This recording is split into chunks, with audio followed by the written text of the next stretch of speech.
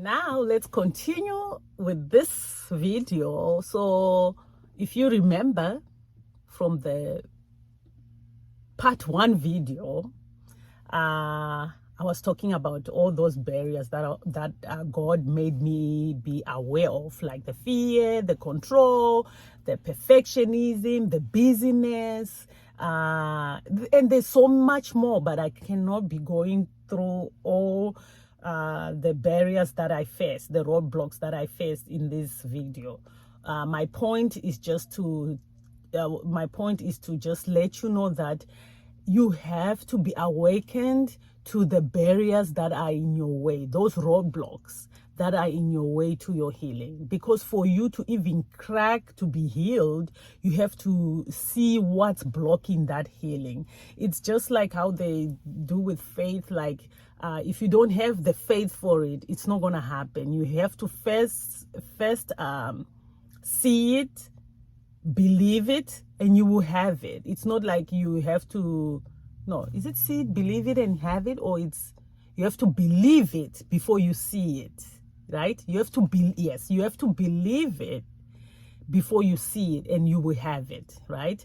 So with this now, with the journey that we are in, you have to first be aware of what's blocking that healing, especially if you have gone through so many things. You have tried this, it didn't work. You have tried the books, it didn't work. You have tried the healing ministries, you have been calling those prayer lines, nothing is happening. You have done all you can and nothing has happened. It seems like you are worse than ever. Then it means you have to go to God to open you up to what the issue is, because there is something that is blocking that breakthrough. So now you want to go to the source and ask him, what's the problem here? What's my problem here? Because apparently it's me.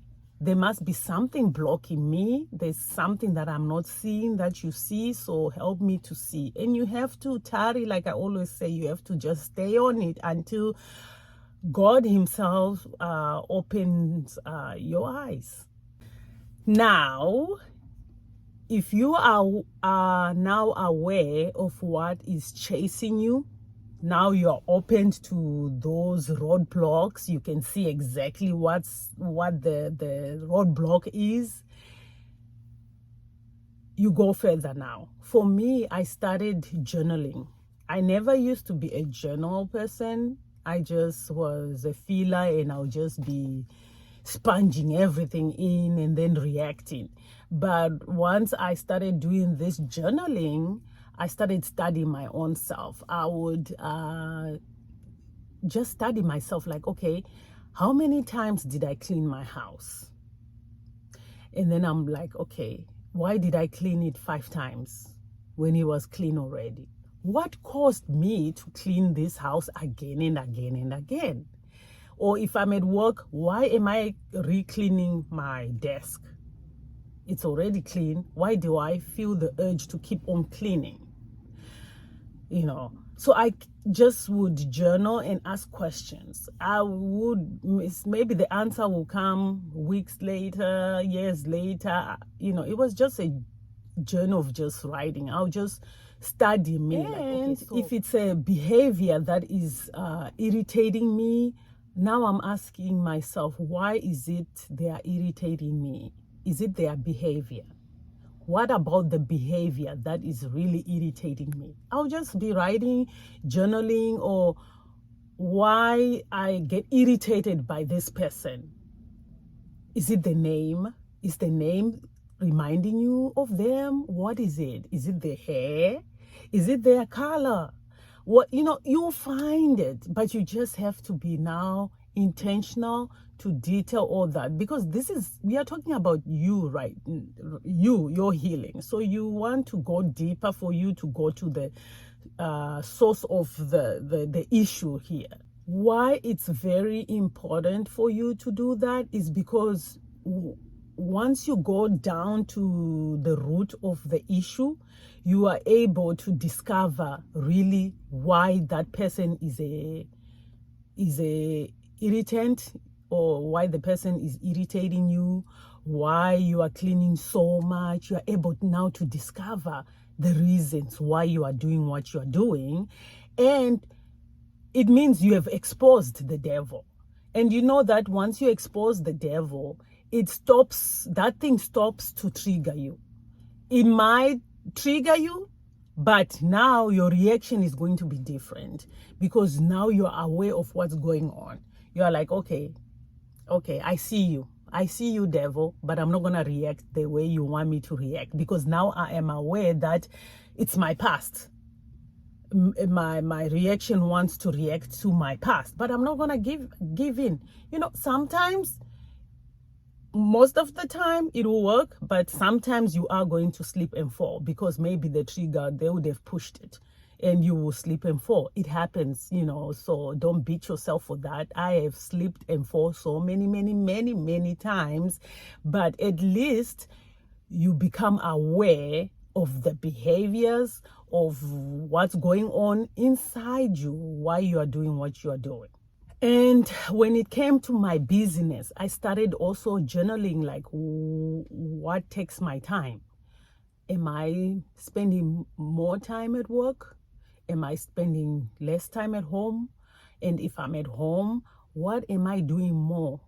Oh, I'm watching mostly movies. I'm not even spending time with my family. I'm just glued on the TV, or I'm going shopping. I just want to be alone. So I started taking notes, like, okay, why is it that I always want to be alone? Why is it I find joy in watching movies? Why is it I find joy, or maybe taking more overtime at work? Like, it seemed to me I wanted to seclude myself, kind of, because I was what I found out is I was trying to protect my family from me reacting, or from them triggering me and then reacting in a wrong manner. So for me, it was, if I'm by myself, I don't have to hurt anyone because I am hurting. That was now my excuse. So I kept on journaling all those things, like also church. Why is it I like to go to church? Anything I hear, or there's this thing at this church, you are there. There's healing, you are there. What am I looking for?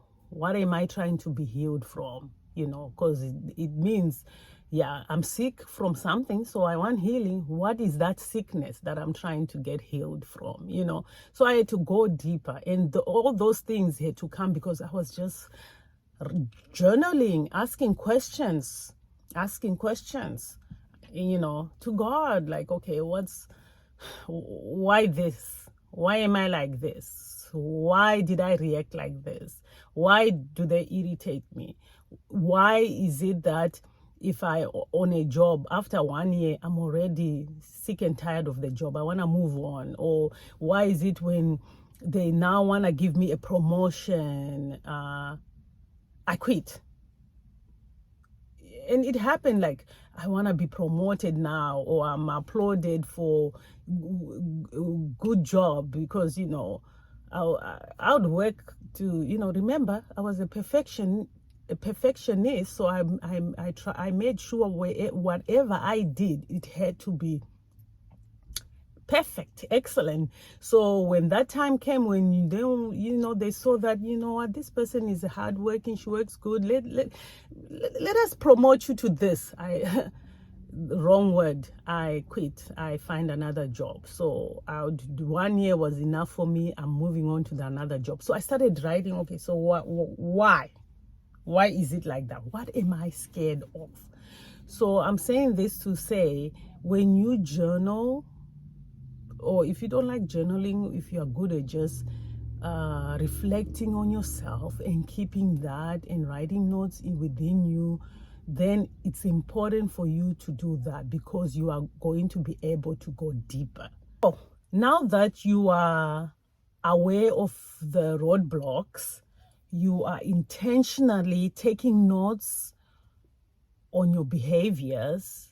You are going deeper with your issues to see why you do what you do. You are really taking notes about you, keeping a tab on your own self. Now that you are doing all that, then it means you are ready. You are ready for change. And really you want change. So now you go to the source.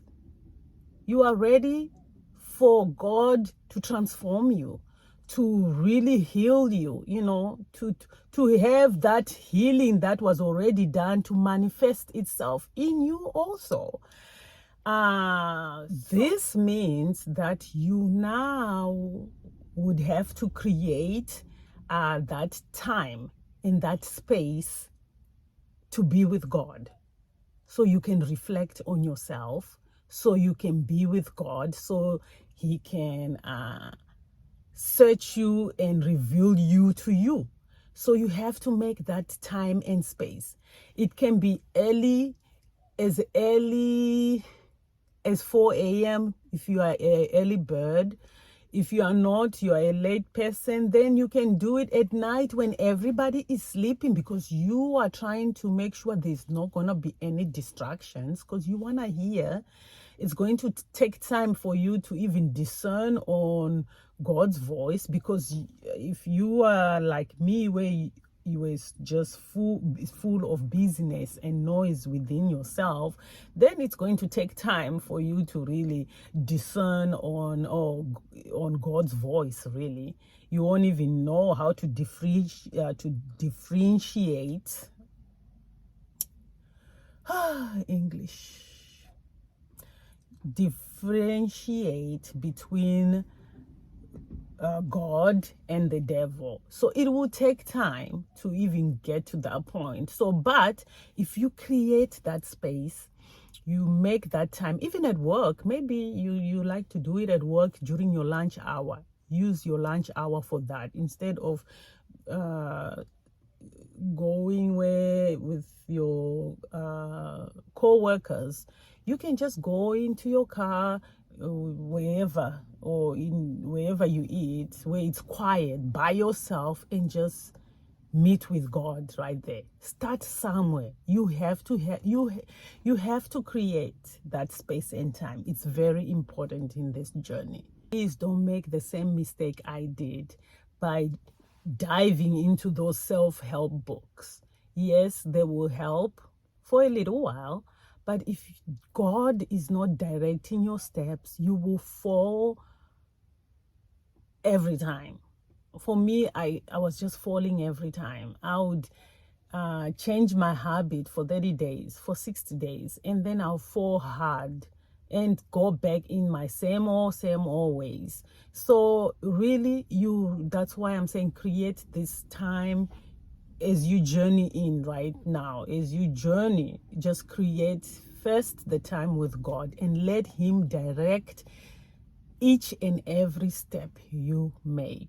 Your journey will be easier, and hopefully it will be short and not long trying to figure yourself out. So if you just go to God direct, let him order your steps each and every time, you make this journey easier for yourself.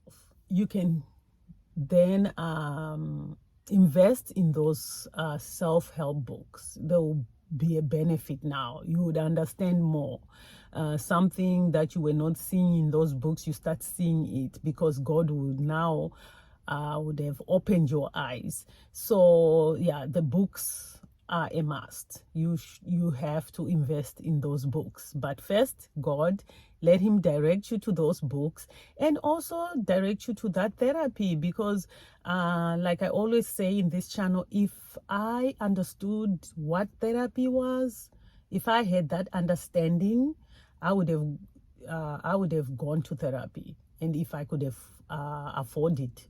But one, I didn't even consider therapy. I thought therapy was for crazy people who talk to themselves and walk in the street, things like that. That's what I thought. That was my belief back then. So I never went to therapy, books became my therapy, and then once I discovered that no, the right way is go to God, have a relationship with him and let him lead you, then he became my therapist. He led me to all the things that I needed to know. But you at the other end, we live in a day and age where I always say the church is now even talking about this therapy thing, go for it. They say it helps you with your healing, then you go for it. If you can afford it, if you can, go for therapy. Why not? Go for it. And once you start this process of going deeper, you have to try and switch up things. Like for me, I found out that I easily get bored. I wasn't sure why that was, that I easily get bored with stuff, doing the same old thing.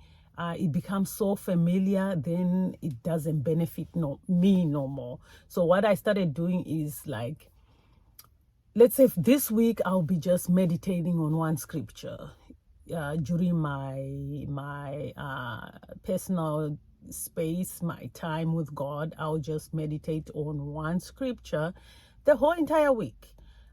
Think about it and things like that, and pray. And then the following week, instead of doing that again, I would let's say go for a walk. And I'll make sure when I go for a walk, I don't have my phone. So during I'm a morning person. So let's say if it's still dark at 4 a.m., I'll wait to, let's say 4:35 a.m. and just go for a walk. If I cannot do that, I'll switch it up and do that walk in the evening and just go for a walk, for a long walk, like 1 hour minimum. I'll do it for a week, just me and my mind and God. The other week, maybe it's just worship and praise music, or another week just listening to men of God preaching the word of God.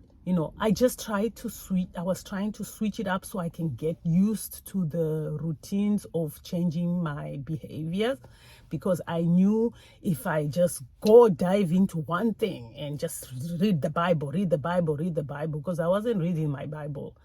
So I knew if I just start by reading this Bible and just read, I was going to be so familiar, and then it wasn't going to benefit me, because I knew my own character by now, how easily I get familiar with things, and then I quit it after a while. So I didn't want to do that. I wanted this to be a lifetime thing. So I tried to switch it up. So if you know yourself, make sure you are doing these routines of changing your habits to match your own character. Don't do things like, let's say if you're not a morning person and you try to meet God each morning, and you know you're not a morning person, you slept at 1 a.m. and you want to wake up at 4:30 a.m. It's not gonna work. So do things where it suits you, so that it can benefit you, and so you can have this relationship for forever. And why I am saying you really need to switch up these routines is because you'll be retraining yourself. Remember, you have been so used to these negative habits that you created for yourself because you were protecting yourself. So now you are trying to move away from these negative habits to positive habits. So it's going to require a consistent, everyday kind of new routines that you won't quit in order to change that behavior. Like, for example, let me say, anytime when I was triggered, let's say instead of me doing what I knew to do, which was maybe going to shop, let me go feed my habit, my addiction. Let me go fill up my emptiness with shopping. I started saying, you know what, let me go for a walk. At first, I would try and drive to go to a park, but what I found out is the devil will set traps.